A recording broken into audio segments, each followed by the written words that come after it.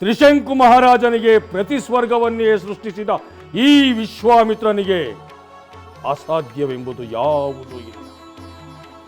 ನಿಮ್ಮ ಶಿಷ್ಯ ಹರಿಶ್ಚಂದ್ರನ ಸತ್ಯದ ಅರಮನೆಯ ಅಡಿಪಾಯವನ್ನ ಹೇಗೆ ಅಲುಗಾಡಿಸುತ್ತೇನೆ ನೋಡುತ್ತೇನೆ.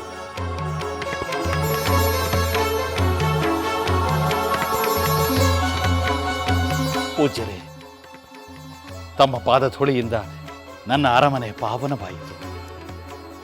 ತಮ್ಮ ದರ್ಶನ ಭಾಗ್ಯದಿಂದ ನನ್ನ ಜನ್ಮ ಸಾರ್ಥಕವಾಯಿತು. ಬನ್ನಿ ಪೂಜ್ಯರೇ, ಪೀಠವನ್ನು ಅಲಂಕರಿಸಿ.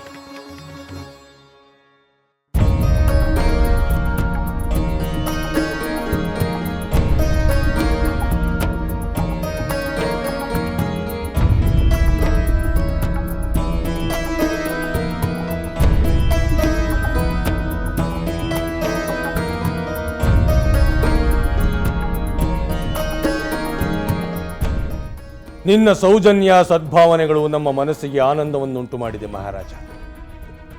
ಆದರೆ ನಾವು ಇಲ್ಲಿಗೆ ಆಗಮಿಸಿರುವುದು ನಿನ್ನ ಉಪಚಾರವನ್ನು ಆನಂದಿಸುವುದಕ್ಕಲ್ಲ, ಘನವಾದ ಉದ್ದೇಶವಿರಿಸಿಕೊಂಡು ಇಲ್ಲಿಗೆ ಆಗಮಿಸಿದ್ದೇವೆ. ಸಂಕೋಚವೇಕೆ ಮುನೀಂದ್ರ? ತಮ್ಮ ಬಯಕೆ ಏನೇ ಇದ್ದರೂ ಅದನ್ನು ಈಡೇರಿಸಲು ನಾನು ಸಿದ್ಧನಾಗಿದ್ದೇನೆ. ಹರಿಶ್ಚಂದ್ರ, ಅಲ್ಪಕ್ಕಾಗಿ ಹಂಬಲಿಸುವ ಬಡಜೋಗಿ ನಾನಲ್ಲ.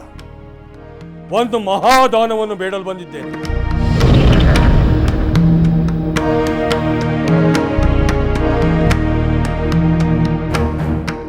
ಮುನೀಂದ್ರರೇ, ನಾನೇ ಪುಣ್ಯಶಾಲಿ. ತಾವು ಬೇಡುವ ಆ ಮಹಾದಾನವನ್ನು ನೀಡುವುದೇ ನನ್ನ ಪರಮ ಸೌಭಾಗ್ಯ. ಕೇಳಿ ಪೂಜ್ಯರೇ. ನಾನು ಏನು ಕೇಳಿದರೂ ನೀನು ನೀಡುತ್ತೀಯಾ? ಸಂದೇಹವೇಕೆ ಪೂಜ್ಯರೇ? ಹರಿಶ್ಚಂದ್ರ ಮಹಾರಾಜ ಸತ್ಯವಾಕ್ಯ ಪರಿಪಾಲಕ ಎಂದು ಜಗತ್ತೇ ನಿನ್ನನ್ನು ಕೀರ್ತಿಸುತ್ತದೆ. ನಾವು ಕೂಡ ನೀನು ವಚನವನ್ನು ಕೊಟ್ಟ ಮೇಲೆ ವಚನಭ್ರಷ್ಟನಾಗುವುದಿಲ್ಲ ಎಂಬ ಭರವಸೆ ಮೇಲೆಯೇ ಬೇಡಲು ನಿನ್ನಲ್ಲಿಗೆ ಆಗಮಿಸಿದ್ದೆ. ತಾವು ಬೇಡಿದ್ದನ್ನು ನಾನು ನೀಡಿದೆ ಎಂದೇ ಭಾವಿಸಿಕೊಳ್ಳಿ ಮುನೀಂದ್ರ. ಈ ಹರಿಶ್ಚಂದ್ರ ಸತ್ಯವನ್ನು ಮೀರುವುದರ ಬದಲು ಸಾವನ್ನು ಬಯಸುತ್ತಾನೆ. ಮಹಾರಾಜ, ನಾವು ಕೇಳಿದ ಮೇಲೆ ಕೊಡಲೇಬೇಕಲ್ಲ ಎಂದು ಸಂಕಟ ಪಡುವುದಿಲ್ಲ. ಮಾತು ಕೊಡಬಾರದಿತ್ತು, ಕೊಟ್ಟು ಬಿಟ್ಟೆ ಎಂದು ಪಶ್ಚಾತ್ತಾಪ ಪಡುವುದಿಲ್ಲ. ಇದೆಂಥ ಮಾತು ಮುನೀಂದ್ರ? ಸತ್ಯವಾಕ್ಯಕ್ಕೆ ತಪ್ಪಿ ನಡೆದರೆ ದುಃಖವೇ ಹೊರತು ಕೊಟ್ಟ ಮಾತಿಗೆ ತಕ್ಕ ಹಾಗೆ ನಡೆದರೆ ದುಃಖವೇಕೆ, ಪಶ್ಚಾತ್ತಾಪವೇಕೆ? ನನ್ನ ಕುಲದೈವದಾಣೆ, ತಾವು ಬೇಡಿದ್ದನ್ನು ನಾನು ನೀಡಿಯೇ ತೀರುತ್ತೇನೆ ಮುನೀಂದ್ರ. ಭಲೆ ಹರಿಶ್ಚಂದ್ರ, ಭಲೆ. ಮೆಚ್ಚಿದೆ ನಿನ್ನ ಸತ್ಯನಿಷ್ಠೆಯನ್ನು. ಮುನೀಂದ್ರ, ಸತ್ಯವೇ ನನ್ನ ಧರ್ಮ, ಸತ್ಯವೇ ನನ್ನ ದೈವ. ಸರಿ, ಹಾಗಾದರೆ ನೀನು ನನಗೆ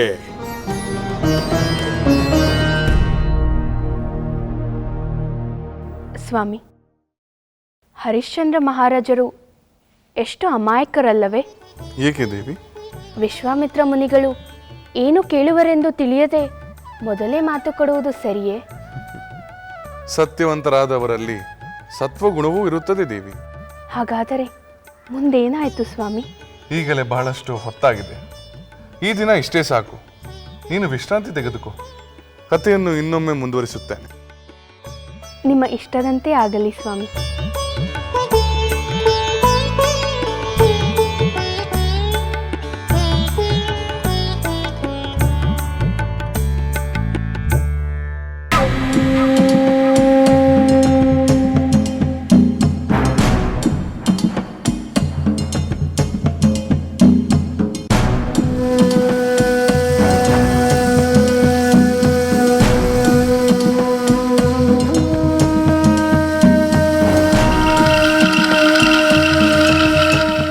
ಹಣ್ಣುಗಳನ್ನು ಎಲ್ಲಿಂದ ತಂದೆ? ವರ್ತಕನೊಬ್ಬ ಇದೇ ದಿನ ತಂದುಕೊಟ್ಟ. ಈ ಸ್ವಾದಿಷ್ಟಕರವಾದ ಹಣ್ಣುಗಳನ್ನು ಮೊದಲು ತಮಗೆ ಕೊಡಬೇಕೆಂದು ತಂದಿರುವೆ ಮಹಾರಾಣಿಯವರೇ. ಭಲೆ. ಈ ಅರಮನೆಯಲ್ಲಿ ಎಲ್ಲ ಸಂದರ್ಭಗಳಲ್ಲೂ ಎಲ್ಲ ವಿಷಯಗಳಲ್ಲೂ ನನ್ನ ಸ್ಥಾನವೇ ಮೊದಲಿರಬೇಕೆಂದು ಬಹಳ ಚೆನ್ನಾಗಿ ಅರ್ಥ ಮಾಡಿಕೊಂಡಿದ್ದೀಯ. ಇಷ್ಟು ವರ್ಷ ತಮ್ಮ ಸೇವೆ ಮಾಡಿದ ಮೇಲೂ ಅಷ್ಟು ಅರ್ಥವಾಗುವುದಿಲ್ಲವೇ ಮಹಾರಾಣಿಯವರೇ?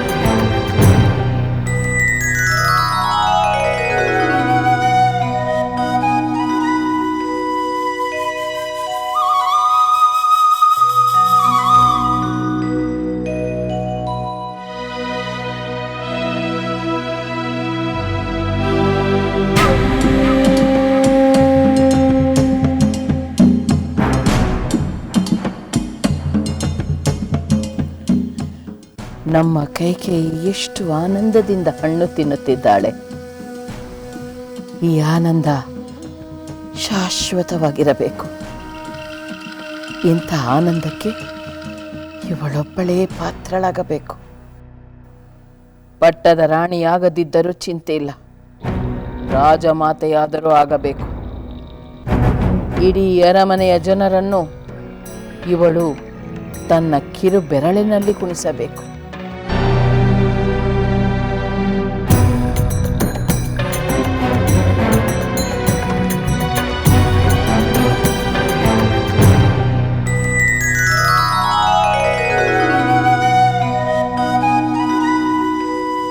ಮಹಾರಾಣಿ, ಯಾವಾಗ ಬಂದೆ ಮಂತರೆ? ಈಗ ತಾನೇ ಬಂದೆ ಮಹಾರಾಣಿ. ನೀವು ಹಣ್ಣನ್ನು ಆನಂದದಿಂದ ತಿನ್ನುತ್ತಿರುವುದನ್ನು ಕಂಡು ನನಗೆ ಪರಮಾನಂದವಾಯಿತು. ತಿನ್ನುವುದನ್ನು ಕಂಡು ಆನಂದ ಪಟ್ಟರೆ ಸಾಲದು, ತೆಗೆದುಕೋ, ನೀನು ತಿಂದು ಆನಂದ ಪಡಬೇಕು.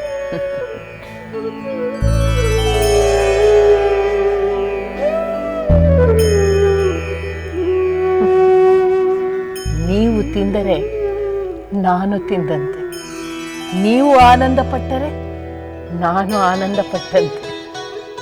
ಆಹಾ, ನನ್ನ ಆನಂದದಲ್ಲಿ ನಿನ್ನ ಆನಂದವನ್ನು ಕಾಣುವೆಯಲ್ಲ. ನಿನ್ನಂಥ ಬಂಧುವನ್ನು ಬೇರೆಲ್ಲೂ ನಾ ಕಾಣೆ.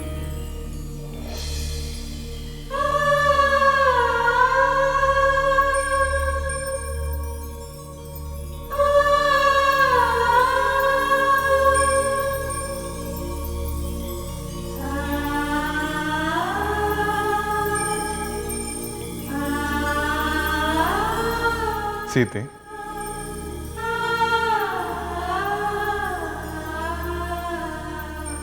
ಕ್ಷಮಿಸಿ ಸ್ವಾಮಿ, ತಾವು ಬಂದದ್ದನ್ನು ಗಮನಿಸಲಿಲ್ಲ.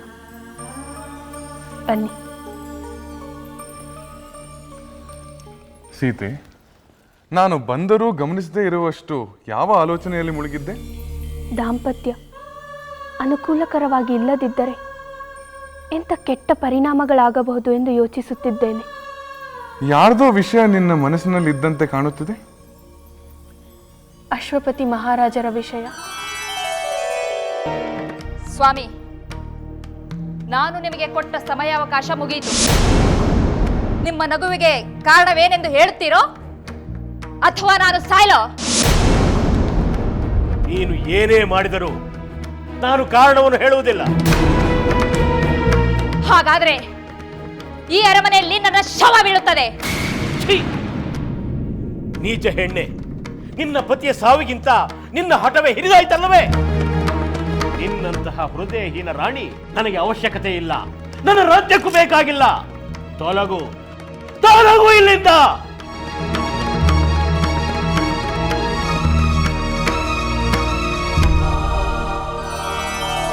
ಪತ್ನಿಯ ಹಠದಿಂದ ಅನಿವಾರ್ಯವಾಗಿ ತನ್ನ ಸತಿಯನ್ನು ತ್ಯಾಗ ಮಾಡಿದ ವಿಷಯ ತಾನೆ? ಹೌದು ಸ್ವಾಮಿ.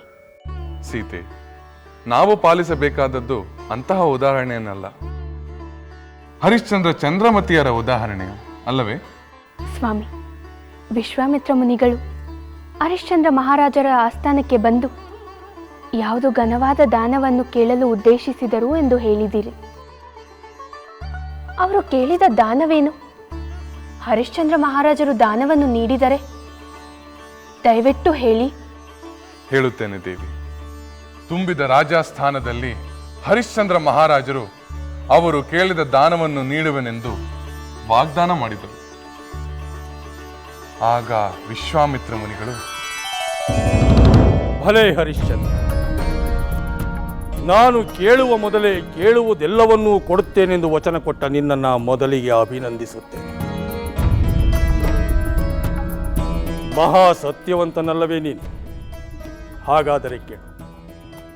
ಈ ಸಭೆಯಲ್ಲಿ ಉಪಸ್ಥಿತಿರುವ ಸಭಾಸದರ ಸಮ್ಮುಖದಲ್ಲಿ ಪಂಚಭೂತಗಳ ಸಾಕ್ಷಿಯಾಗಿ ನಾನು ಬೇಡುವ ದಾನವನ್ನು ನೀಡಿ ನೀನು ನಿನ್ನ ಸತ್ಯವನ್ನ ಸಾರ್ಥಕಪಡಿಸಿಕೊಳ್ಳ. ಸಾಕ್ಷಾತ್ ವಿಶ್ವಕರ್ಮನಿಂದಲೇ ನಿರ್ಮಿತವಾದ ಇಂದ್ರನ ಅಮರಾವತಿಗಿಂತಲೂ ಮಿಗಿಲಾದ ನಿನ್ನ ಅಯೋಧ್ಯ ನಗರಿಯ ಸಹಿತ ನಿನ್ನ ಸಮಸ್ತ ಕೋಸಲ ರಾಜ್ಯ,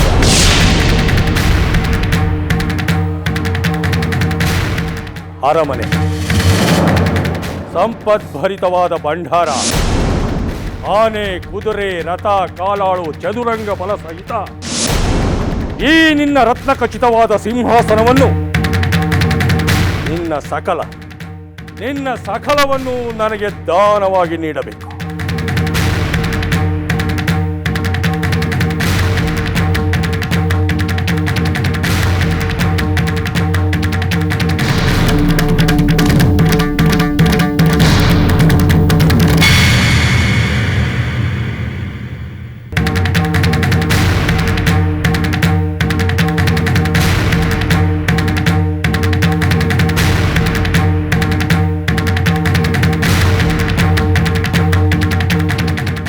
ನಿನಗೆ ಒಪ್ಪಿಗೆಯೇ ಅಥವಾ ದಾನವನ್ನರಿಯದೆ ಮಾತು ಕೊಟ್ಟು ಕೆಟ್ಟನೆಂದು ಪಶ್ಚಾತ್ತಾಪವೇ? ಏಕೆ ಮುನೇಂದ್ರ, ಹಾಗೇಕೆ ನುಡಿಯುತ್ತಿರುವಿರಿ? ದಾನ ಬೇಡುತ್ತಿರುವವರು ತಮ್ಮಂತಹ ತಪೋಧನರು, ಮುನಿಶ್ರೇಷ್ಠರು. ತಮ್ಮಂತಹವರಿಗೆ ದಾನ ನೀಡುವುದು ಅತ್ಯಂತ ಪವಿತ್ರವಾದ ಕಾರ್ಯ. ನನ್ನ ಸತ್ಯವಾಕ್ಯಕ್ಕಿಂತ ಈ ರಾಜ್ಯ ಕೋಶಗಳು ದೊಡ್ಡವೇ? ಖಂಡಿತ ಇಲ್ಲ ಮುನೇಂದ್ರ. ಲೌಕಿಕ ಭೋಗ ಭಾಗ್ಯಗಳು ನಶ್ವರ ಎಂಬರಿವು ನನ್ನಲ್ಲಿದೆ. ಶಾಶ್ವತವಾದ ಸತ್ಯವೇ ಪರಮಶ್ರೇಷ್ಠ. ಹಾಗಾದರೆ ನೀನು ದಾನ ಕೊಡಲು ಸಿದ್ಧನಿರುವೆಯಾ? ಸಿದ್ಧವೇನು ಬಂತು ಮುನೇಂದ್ರ? ತಾವು ಬೇಡಿದ್ದನ್ನು ನಾನೀಗಾಗಲೇ ನೀಡಿದ್ದಾಯಿತು. ಈಗ ಇದೆಲ್ಲವೂ ತಮ್ಮದೇ. ಬರೀ ಮಾತಿನಲ್ಲಿ ಕೊಟ್ಟೆ ಎಂದರೆ ಮುಗಿದು ಹೋಯಿತೆ ಹರಿಶ್ಚಂದ್ರ. ಮುನೀಂದ್ರ, ಈ ಹರಿಶ್ಚಂದ್ರನ ಮಾತಿನಲ್ಲಿ ತಮಗೆ ನಂಬಿಕೆ ಇಲ್ಲವೇ? ಮಾತಿನ ನಂಬಿಕೆ ಕಾರ್ಯರೂಪದಲ್ಲಿ ದೃಢವಾಗಬೇಕು. ನಾನೇನು ಮಾಡಬೇಕೆಂದು ಹೇಳಿ. ಬರೀ ಬಾಯಿ ಮಾತಿನಲ್ಲಿ ಕೊಟ್ಟ ದಾನ ಎಂದು ಅಧಿಕೃತವಾಗುವುದಿಲ್ಲ ಮಹಾರಾಜ. ವಿಧಿಬದ್ಧವಾಗಿ ನಿನ್ನ ಸಮಸ್ತ ರಾಜ್ಯಕೋಶಗಳನ್ನು ದಾರೇರದು ಕೊಟ್ಟಾಗ ಮಾತ್ರ ಮಾನ್ಯವಾಗುತ್ತದೆ. ಹಾಗೆಯೇ ಆಗಲಿ. ರಾಜಪುರೋಹಿತರೇ, ದಯಮಾಡಿ ಅರ್ಘ್ಯ ಪಾತ್ರೆಯಲ್ಲಿ ದಿವ್ಯ ಜಲವನ್ನು ತರಿಸಿ ಈ ಮಹಾತ್ಮರ ಬಯಕೆಯನ್ನು ಈಗಲೇ ಸಲ್ಲಿಸೋಣ.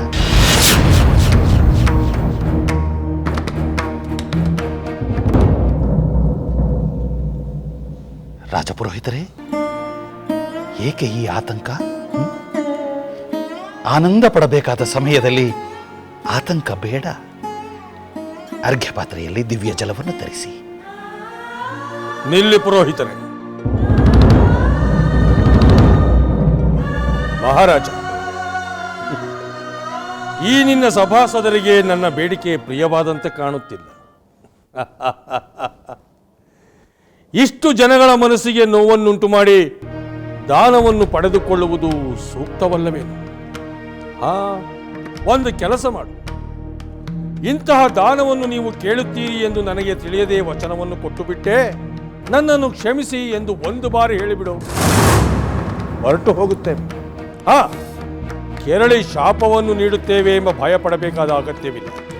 ಮುನೇಂದ್ರ, ತಾವು ನನ್ನನ್ನು ಪರೀಕ್ಷೆ ಮಾಡುತ್ತಿರುವಿರ?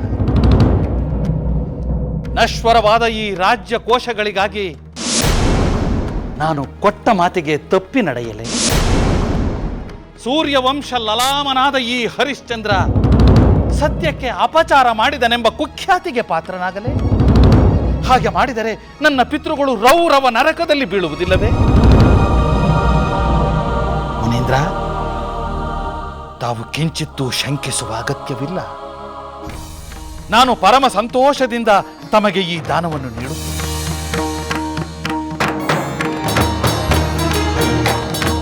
ರಾಜಪುರೋಹಿತರೇ, ಅರ್ಘ್ಯ ಪಾತ್ರೆಯಲ್ಲಿ ದಿವ್ಯ ಜಲವನ್ನು ತನ್ನಿ ಎಂದು ಹೇಳಿದೆನಲ್ಲ.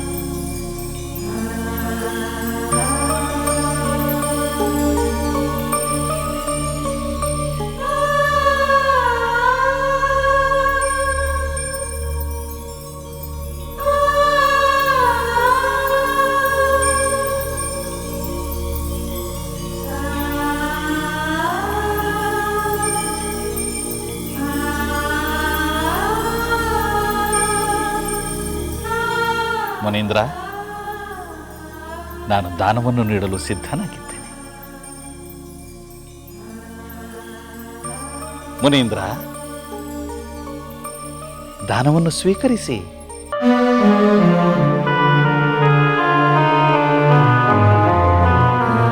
ರಾಜಪುರೋಹಿತರೇ,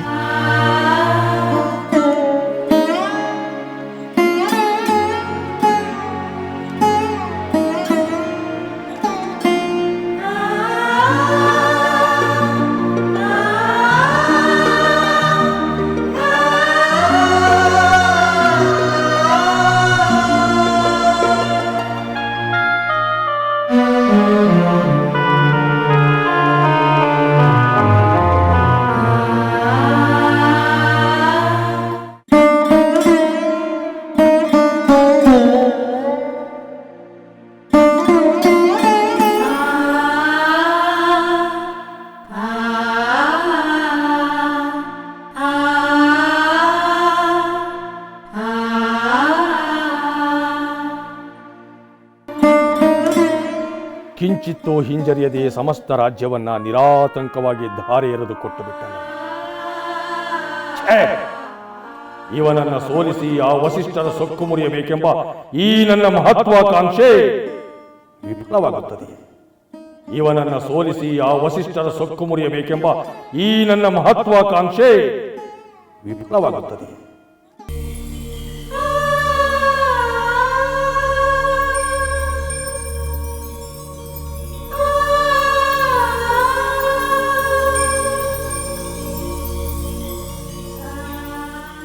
ಮುನೀಂದ್ರ, ಈಗ ತಮಗೆ ಸಮಾಧಾನವಾಯಿತೆ? ತಾವು ಬೇಡಿದ ದಾನ ತಮಗೆ ಸೇರಿತೆ? ನೆಲ್ಲವೂ ನನ್ನದಾಯಿತು ಹರಿಶ್ಚಂದ್ರ.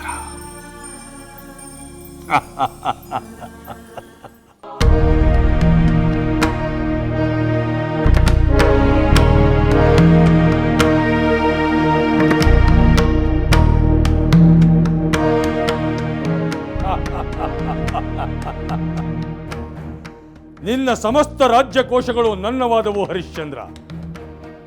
ಒಂದು ವಿಷಯವನ್ನ ನಾವು ಗಮನಿಸಲಿಲ್ಲ, ನೀನು ಮರೆತಿರುವ ಹಾಗಿದೆ. ಅದೇನೆಂದು ಅಪ್ಪಣೆ ಕೊಡಿ ಮುನೀಂದ್ರ. ದಕ್ಷಿಣೆ ಇಲ್ಲದೆ ದಾನ ನೀಡಿರುವೆ.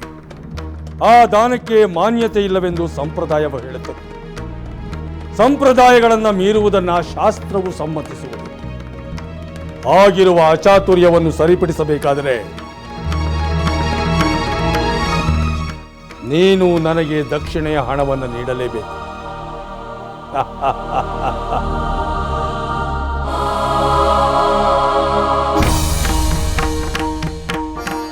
ರಾಜ್ಯ ಕೋಶಗಳನ್ನೇ ದಾನವಾಗಿ ನೀಡಿದವನಿಗೆ ದಕ್ಷಿಣೆಯ ಹಣ ಏನು ಮಹಾ ಅಲ್ಲವೇ ಹರಿಶ್ಚಂದ್ರ? ಸಂಪ್ರದಾಯವನ್ನು ಖಂಡಿತ ಮೀರುವುದಿಲ್ಲ ಮುನೀಂದ್ರ. ದಕ್ಷಿಣೆ ಎಷ್ಟೆಂದು ಹೇಳಿ ಭಂಡಾರದಿಂದ ಕೊಡಿಸುತ್ತೆ.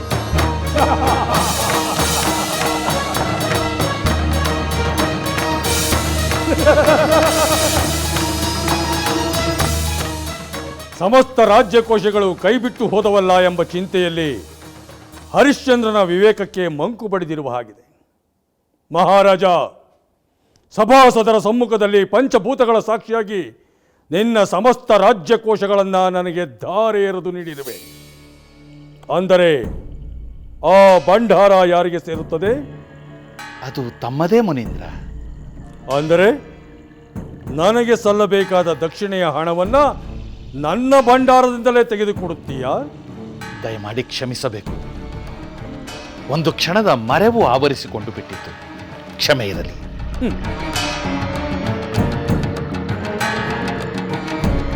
ಹರಿಶ್ಚಂದ್ರ, ಭಂಡಾರದ ಮೇಲೆ ವ್ಯಾಮೋಹವಿದ್ದರೆ ಭಂಡಾರವನ್ನ ರಾಜ್ಯಕೋಶಗಳನ್ನು ನೀನೇ ಇಟ್ಟುಕೋ.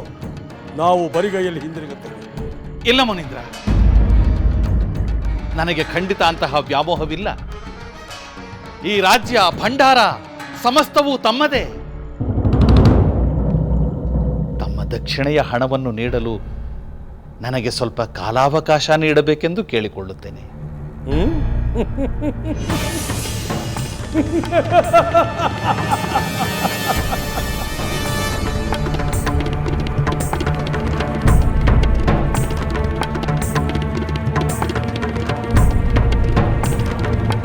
ವಿಶಾಲ ಸಾಮ್ರಾಜ್ಯಕ್ಕೆ ಚಕ್ರವರ್ತಿ, ಮುತ್ತು ರತ್ನ ಭದ್ರ ವೈಡೂರ್ಯಗಳಿಂದ ತುಂಬಿ ತುಳುಕುತ್ತಿರುವ ಭಂಡಾರದ ಒಡೆಯ, ಕೇಳಿದ್ದನ್ನ ಇಲ್ಲವೆನ್ನದೆ ಉದಾರವಾಗಿ ನೀಡುವ ಕೊಡುಗೈ ದಾನಿ. ಒಂದು ಕ್ಷಣದ ಹಿಂದೆ ಈಗ ನನಗೆ ಸಂದಾಯವಾಗಬೇಕಾದ ದಕ್ಷಿಣೆಯ ಹಣವನ್ನು ನೀಡಲು ಕಾಲಾವಕಾಶವನ್ನು ಬೇಡುತ್ತಿದ್ದಾನೆ. ಎಂತಹ ವಿಪರ್ಯಾಸ ಅಲ್ಲವೇ ಹರಿಶ್ಚಂದ್ರ?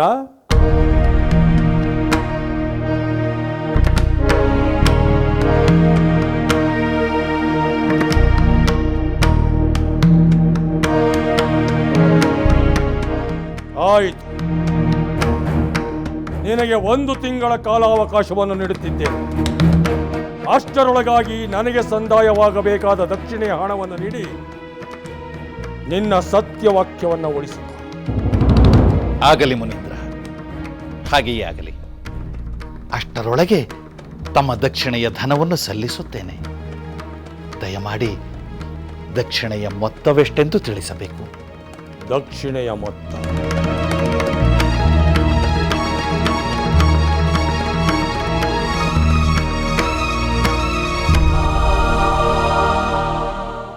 ಗಮನವಿಟ್ಟು ಕೇಳು ಹರಿಶ್ಚಂದ್ರ. ಒಬ್ಬ ಬಲಿಷ್ಠವಾದ ಪುರುಷ ಒಂದು ಎತ್ತರವಾದ ಆನೆಯನ್ನೇರಿ ಒಂದು ಕವಣೆಯ ಕಲ್ಲನ್ನ ಆಕಾಶದೆತ್ತರಕ್ಕೆ ಬಿಸುತ್ತಿದರೆ ಅದು ಎಷ್ಟು ಎತ್ತರಕ್ಕೆ ಚಿಮ್ಮುವುದೋ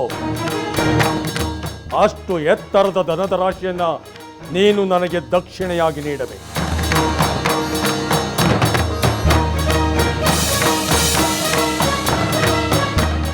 ಅರ್ಥವಾಯಿತು ಮುನೀಂದ್ರ.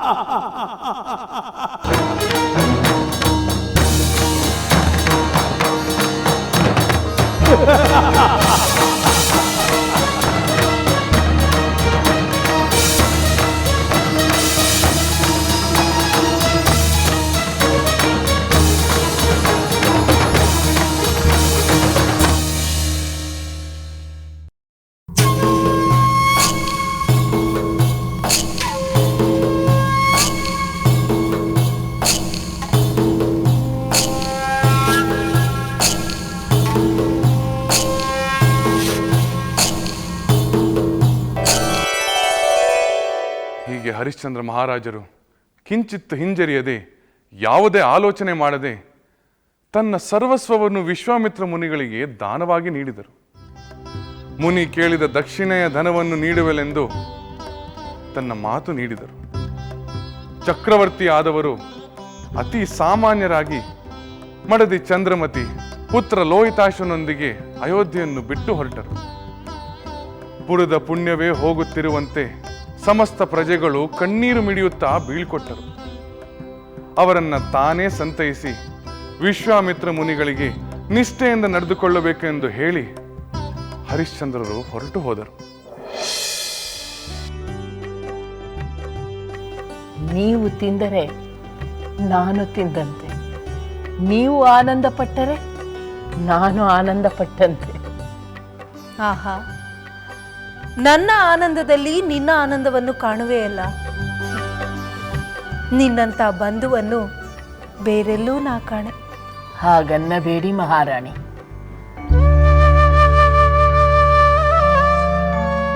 ನಿಮಗೆ ನಿಮ್ಮವರಾಗಿ ಬೇಕಾದಷ್ಟು ಜನರಿದ್ದಾರೆ. ಆದರೆ ನನಗೆ ನಿಮ್ಮನ್ನು ಬಿಟ್ಟು ಬೇರೆ ಯಾರಿದ್ದಾರೆ? ನಿಜ ಹೇಳಬೇಕೆಂದರೆ ನಾನು ಬದುಕಿರುವುದೇ ನಿಮಗಾಗಿ, ನಿಮ್ಮ ಹಿತಕ್ಕಾಗಿ.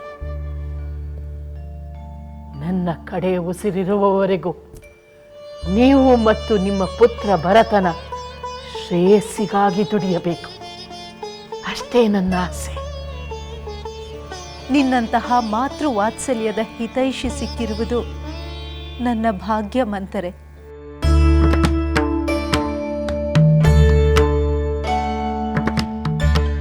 ಇಷ್ಟು ಭಾಗ್ಯಕ್ಕೆ ತೃಪ್ತರಾಗಬೇಡಿ ಮಹಾರಾಣಿ. ಇನ್ನು ಹಲವು ಭಾಗ್ಯಗಳ ಮೆರವಣಿಗೆಯೇ ನಡೆಯಬೇಕು. ಮಂಥರೆ, ನಿನ್ನ ಮನಸ್ಸಿನಲ್ಲಿ ಇನ್ನೂ ಏನೇನು ತುಂಬಿಕೊಂಡಿರುವೆ? ಬೇಕಾದಷ್ಟಿದೆ.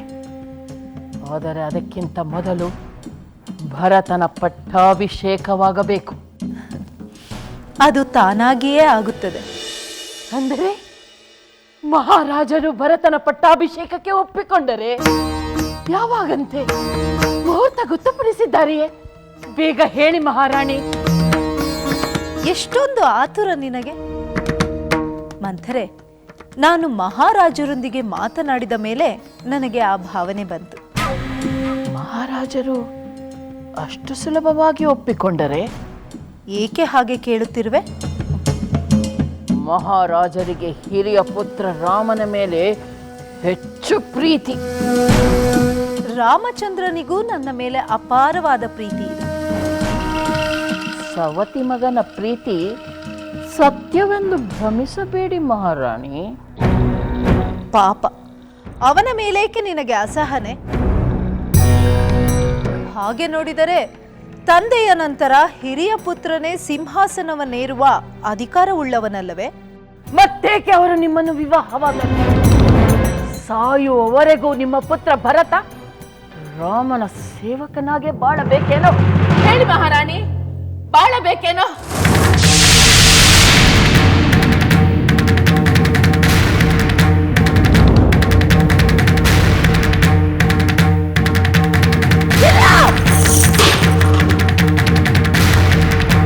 ಹಾಗೆಂದು ಆಗಬಾರದು. ನನ್ನ ಪುತ್ರ ಭರತ ಆ ರಾಮನ ಸೇವಕನಾಗಿರುವುದೇ. ಹಾಗಾಗುವುದಕ್ಕೆ ನಾನು ಬಿಡುವುದಿಲ್ಲ, ಬಿಡುವುದಿಲ್ಲ ಮಂದರೆ.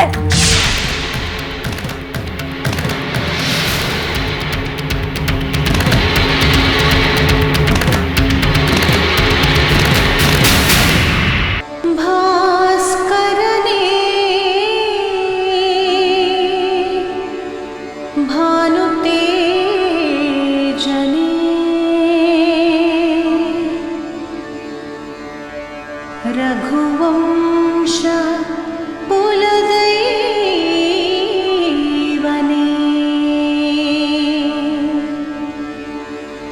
अनवरत पतिसेवे अनुकाल पतिभक्ति अनवरत पतिसेवे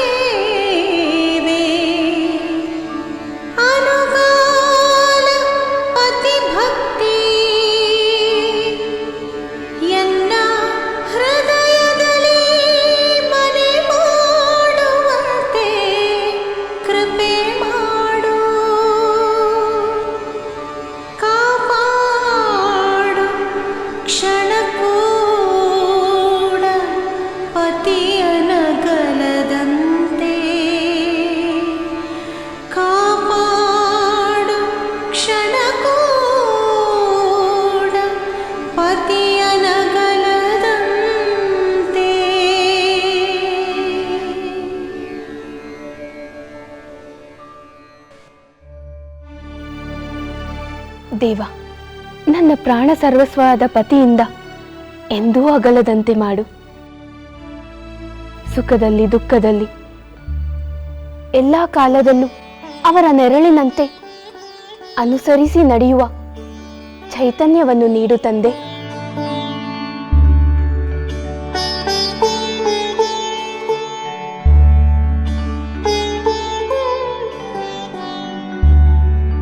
ಸ್ವಾಮಿ,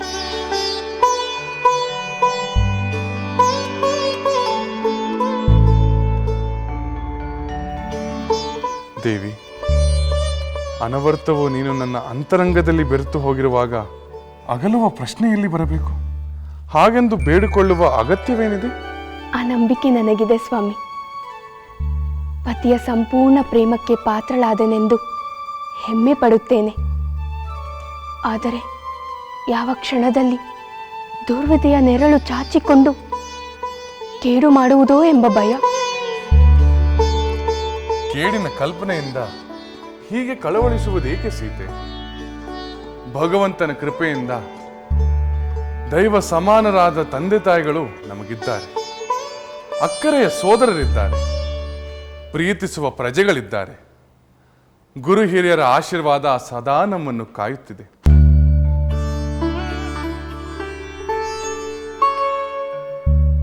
ಆದರೂ ಮಾತೆ ಕೇಕಿ ದೇವಿಯವರ ತಂದೆ ಅಶ್ವಪತಿ ಮಹಾರಾಜರ ವಿಷಯ ಕೇಳಿದ ಮೇಲೆ ಬೇಡವೆಂದರೂ ಮನಸ್ಸು ಅಧೀರವಾಗುತ್ತಿದೆ. ಅಂದರೆ ಅವರು ತಮ್ಮ ಪತ್ನಿಯನ್ನು ತ್ಯಾಗ ಮಾಡಿದ ವಿಷಯವನ್ನು ನೀನು ಕೇಳಿದೆಯಾ? ಹೌದು ಸ್ವಾಮಿ. ಇರುವೆಗಳ ಮಾತಿನ ಪರಿಣಾಮವಾಗಿ ಅವರ ರಾಣಿ ಅರಮನೆಯಿಂದ ಪತಿಯಿಂದ ದೂರವಾದರಲ್ಲ, ಅದೇ ಮತ್ತೆ ಮತ್ತೆ ನೆನಪಾಗುತ್ತಿದೆ. ದೇವಿ, ಅಶ್ವಪತಿ ಮಹಾರಾಜರು ಧರ್ಮಾತ್ಮರು, ಧರ್ಮವನ್ನು ಮೀರಿ ನಡೆದವರಲ್ಲ. ಪತಿಯ ಪ್ರಾಣವನ್ನೇ ಲೆಕ್ಕಿಸದ ಕಠಿಣಾತ್ಮಳಾದ ಪತ್ನಿಯನ್ನು ತ್ಯಾಗ ಮಾಡಿದ್ದು ಧರ್ಮವಲ್ಲವೆಂದು ಹೇಳುತ್ತಿರುವೆಯಾ? ಆಕೆಯ ವರ್ತನೆಯನ್ನು ನಾನು ಸಮರ್ಥಿಸುತ್ತಿಲ್ಲ.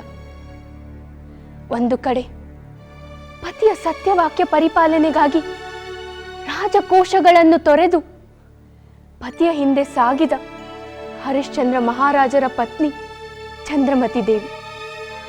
ಇನ್ನೊಂದು ಕಡೆ ಪತಿಯ ಪ್ರಾಣ ಹೋದರೂ ನನ್ನ ಹಠವೇ ಗೆಲ್ಲಬೇಕು ಎಂಬ ಹೆಣ್ಣು. ಎಂಥ ವ್ಯತ್ಯಾಸ! ದೇವಿ, ನಮಗೆ ಹರಿಶ್ಚಂದ್ರ ಚಂದ್ರಮತಿಯರೇ ಆದರ್ಶವಾಗಬೇಕು, ಬೇರೆಯವರಲ್ಲ. ನಿಜ ಸ್ವಾಮಿ. ಸ್ತ್ರೀಕುಲದ ಮಾಣಿಕ್ಯವಾದ ಚಂದ್ರಮತಿ ದೇವಿ ಬಹಳ ಪೂಜನೀಯಳು. ಸ್ವಾಮಿ, ಅರಮನೆಯಿಂದ ಸಾಮಾನ್ಯರಂತೆ ಹೊರಟ ಹರಿಶ್ಚಂದ್ರ ಚಂದ್ರಮತಿಯರ ಸ್ಥಿತಿ ಮುಂದೇನಾಯಿತು ಎಂದು ಹೇಳುವಿರಾ? ಹೇಳುತ್ತೇನೆ ದೇವಿ. ಅದಕ್ಕೆ ಇದಕ್ಕಿಂತ ಪ್ರಶಸ್ತವಾದ ಸಮಯ ಇನ್ಯಾವುದಿದೆ? ತನ್ನ ಸರ್ವಸ್ವವನ್ನು ವಿಶ್ವಾಮಿತ್ರ ಮುನಿಗಳಿಗೆ ದಾನ ಮಾಡಿ ದಕ್ಷಿಣೆಯ ಧನ ಸಂಪಾದನೆಗಾಗಿ ಹೊರಟು ಕಾಶಿನಗರಕ್ಕೆ ಬಂದರು.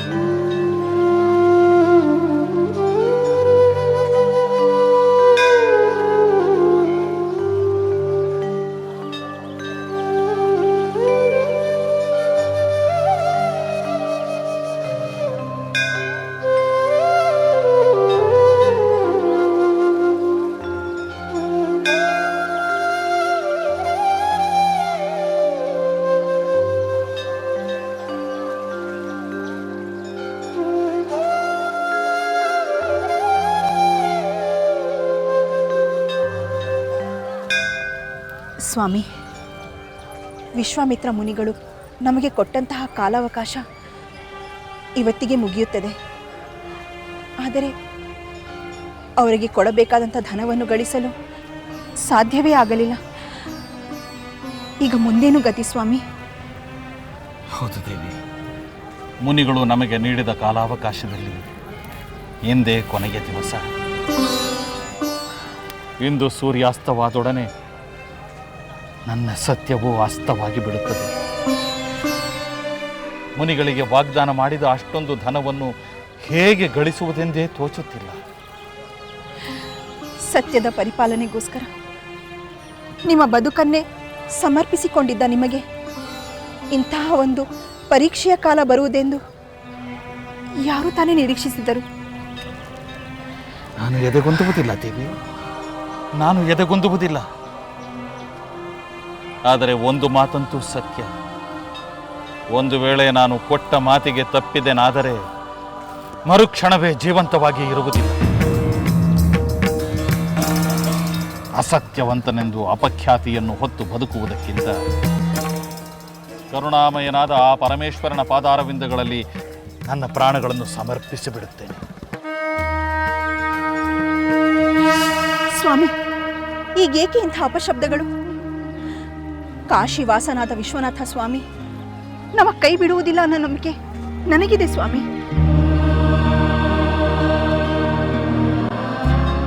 ಹೇ ದೇವದೇವ, ದಯಾಮಯ, ಹೇ ಕಾಶಿ ವಿಶ್ವನಾಥ, ನಿನ್ನ ಈ ಭಕ್ತನ ಮೇಲೆ ಕೃಪೆ ದೋರು ತಂದು ಸ್ವಪ್ನದಲ್ಲಾಗಲಿ, ಮನಸ್ಸಿನಲ್ಲಾಗಲಿ, ಮಾತಿನಲ್ಲಾಗಲಿ, ಕ್ರಿಯೆಯಲ್ಲಾಗಲಿ ಎಂದೂ ಸತ್ಯವನ್ನು ಮೀರಿ ನಡೆಯದ ನನಗೇಕೆ ಇಂತಹ ಪರೀಕ್ಷೆ ಸ್ವಾಮಿ? ನನ್ನ ಪ್ರಾಣಕ್ಕಿಂತಲೂ ಸತ್ಯವೇ ನನಗೆ ಪರಮ ಪಾವನ. ಅಸತ್ಯವಂತನಾಗದಂತೆ ನನ್ನನ್ನು ಕಾಪಾಡು ತಂದೆ. ಸಮಯ ಓಡುತ್ತಿದೆ. ಸೂರ್ಯದೇವ ಪಶ್ಚಿಮದತ್ತ ಧಾವಿಸುತ್ತಿದ್ದಾನೆ. ನನ್ನ ಸತ್ಯವಾಕ್ಯ ರಕ್ಷಣೆಯೋ ಅಥವಾ ನನ್ನ ಮರಣವೋ ನೀನೇ ನಿರ್ಧರಿಸು ತಂದೆ. ನೀನೇ ಗತಿ, ನೀನೇ ಮತಿ, ಅನ್ಯಥಾ ಶರಣಂ ನಾಸ್ತಿ. ಕರುಣಾಮೂರ್ತಿಯಾದ ವಿಶ್ವನಾಥನನ್ನೇ ಪ್ರಾರ್ಥಿಸೋಣ. ಅವನೇ ನಮಗೆ ಖಂಡಿತ ಏನಾದರೂ ಒಂದು ದಾರಿಯನ್ನು ತೋರಿಸುತ್ತಾನೆ. ಯಾರಿಗೆ ಗೊತ್ತು, ಅವನ ದಯೆಯಿಂದ ವಿಶ್ವಾಮಿತ್ರ ಮುನಿಗಳ ಮನಸ್ಸೇ ಮೃದುವಾಗಬಹುದು. ಧನವನ್ನು ನೀಡಲು ಇನ್ನಷ್ಟು ಕಾಲಾವಕಾಶ ಕೊಡಬಹುದು ಅಲ್ಲವೇ ಸ್ವಾಮಿ? ಸತ್ಯದ ಗುರಿ ತಲುಪಲು ಸುಲಭ ಮಾರ್ಗಗಳಿಲ್ಲ ದೇವಿ. ಹಾಗೆ ನಾವು ನಿರೀಕ್ಷೆ ಮಾಡುವುದು ಸಹ ತಪ್ಪು. ಮಾತು ಕೊಟ್ಟಾಯಿತು ಅಷ್ಟೇ. ಕಷ್ಟವೋ ಸುಖವೋ ಅದನ್ನು ನೆರವೇರಿಸುವುದಷ್ಟೇ ನನ್ನ ಧರ್ಮ, ನನ್ನ ಕರ್ತವ್ಯ. ಹರಿಶ್ಚಂದ್ರ, ಲೋಹಿತಾಶ್ವ, ಮುನೀಂದ್ರ,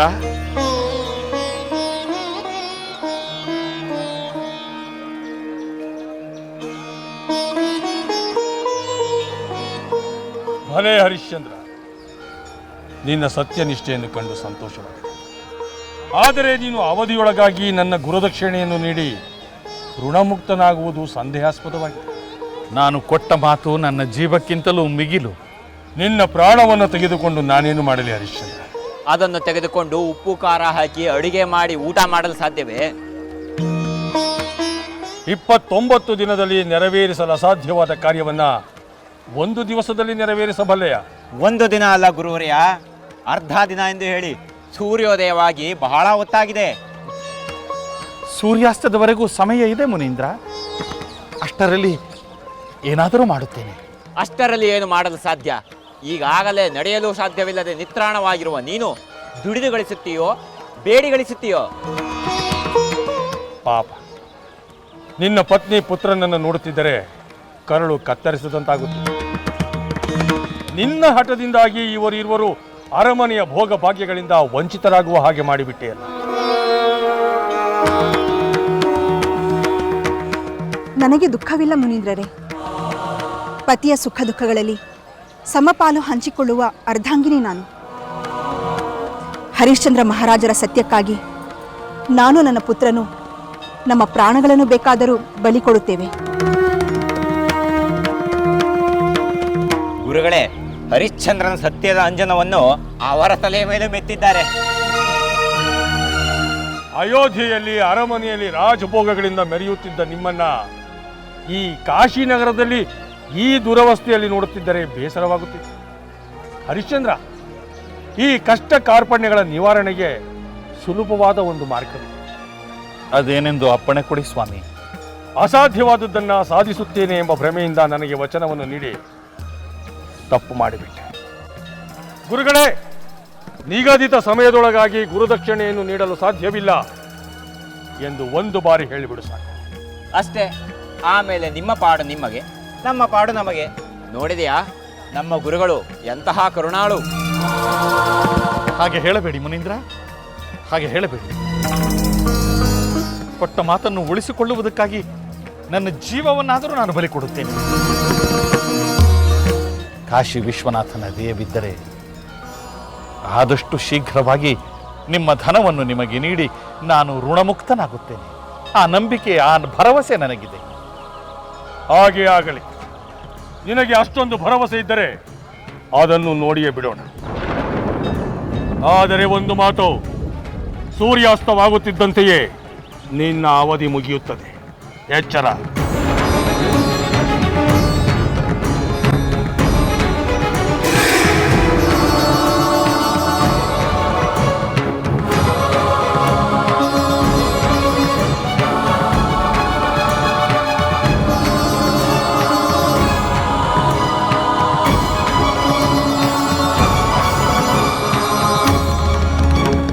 ವಿಶ್ವನಾಥ, ದಯಾಮಯ, ಕಾಪಾಡುತ್ತದೆ, ಕಾಪಾಡು, ಕಾಪಾಡು.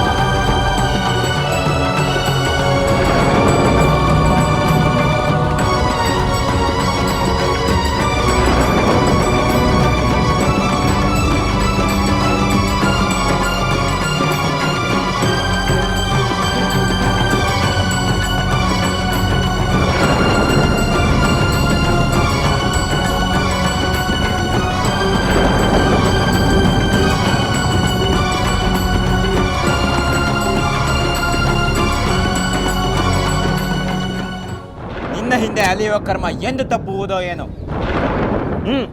ಬೇಗ ಕಾರ್ಯಪ್ರವೃತ್ತನಾಗು. ಬೇಸರ ಮಾಡಿಕೊಳ್ಳಬೇಡ ಮಹಾತ್ಮ, ಬೇಸರ ಮಾಡಿಕೊಳ್ಳಬೇಡ.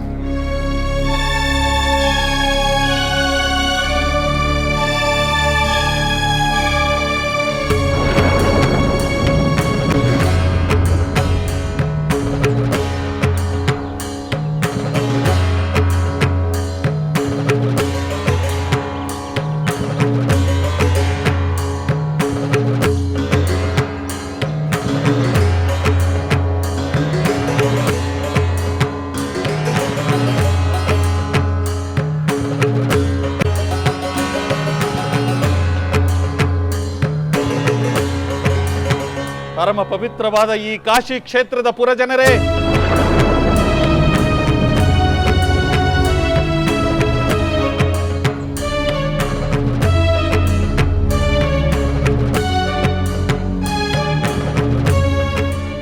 ಸ್ವಲ್ಪ ಕೇಳಿ, ಸ್ವಲ್ಪ ಕೇಳಿ.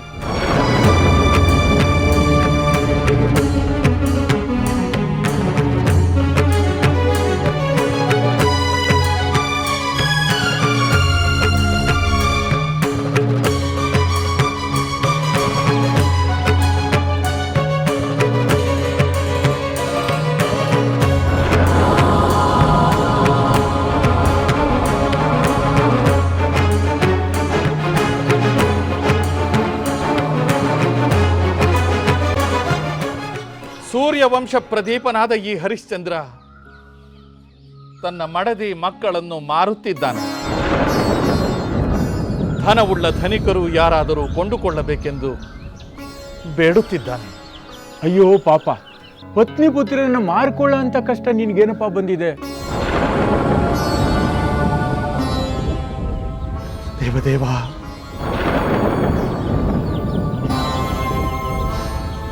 ಕಾಶಿ ವಿಶ್ವನಾಥ,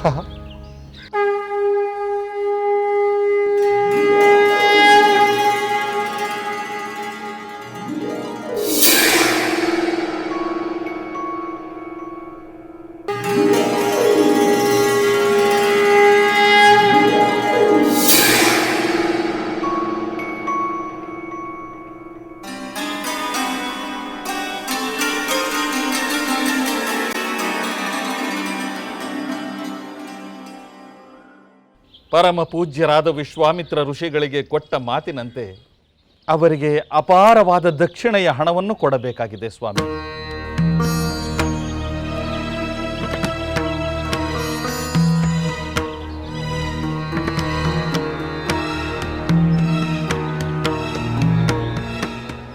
ಅಯ್ಯಯ್ಯೋ, ಏನೋ ನ್ಯಾಯ!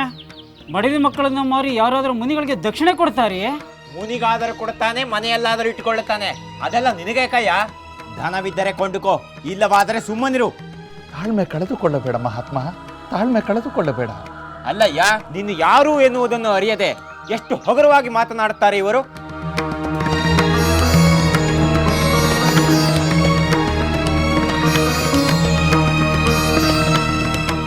ಯಾರಪ್ಪ ನೀನು? ಮಹಾರಾಜಾದಿರಾಜನ? ರಾಜಾಧಿರಾಜನ ಆಗಿದ್ದೇನಪ್ಪ, ಈಗ ಅಲ್ಲ. ನಾನು ಇಕ್ಷ್ವಾಕು ವಂಶದ ರಾಜ ಹರಿಶ್ಚಂದ್ರ. ಈಕೆ ನನ್ನ ರಾಣಿ ಚಂದ್ರಮತಿ ದೇವಿ.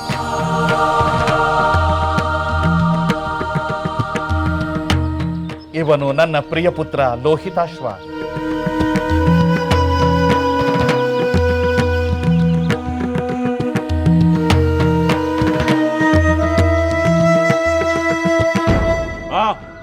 ಇವನು ರಾಜನಾದ ಕತೆ ಮುಖ್ಯವಲ್ಲ, ಈಗ ದುಸ್ಥಿತಿಯಲ್ಲಿರುವ ದಟ್ಟ ದರಿದ್ರ.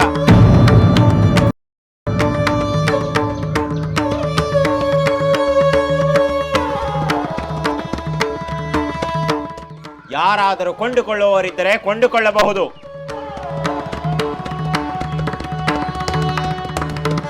ಇವಳಿಗೆ ವಯಸ್ಸಾಗಿದೆ, ಇವನಿನ್ನು ಚಿಕ್ಕ ಬಾಲಕ. ಇವರೇನು ಕೆಲಸ ಮಾಡ್ಯಾರು?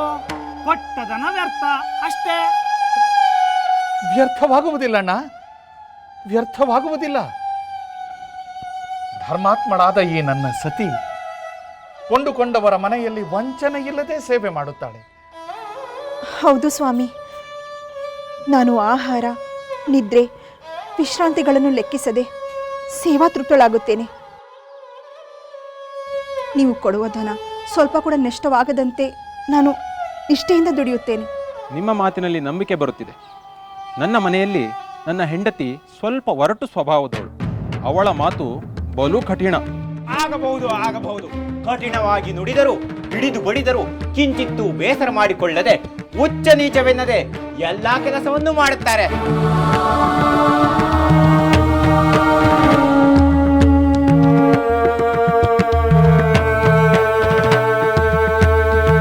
ಹಾಗಾದರೆ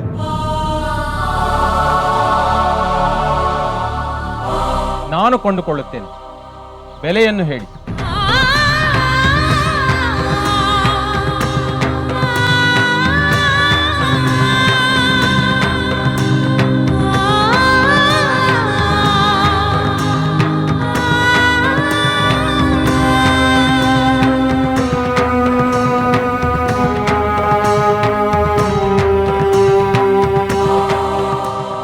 ಇರಲಿ, ಹೆಂಡತಿ ಮಕ್ಕಳ ಬೆಲೆಯನ್ನು ಕಟ್ಟಲು ಸಂಕಟವಾಗುತ್ತಿದೆ ಎಂದು ಗೊತ್ತು.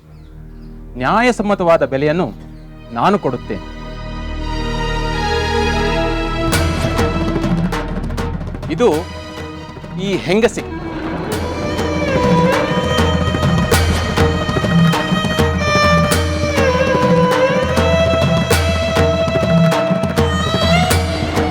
ಇದು ಈ ಬಾಲಕನಿಗೆ.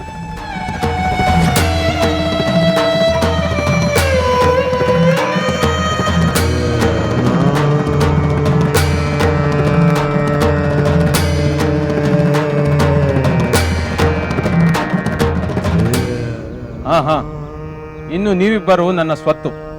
ನಡೆಯಿರಿ.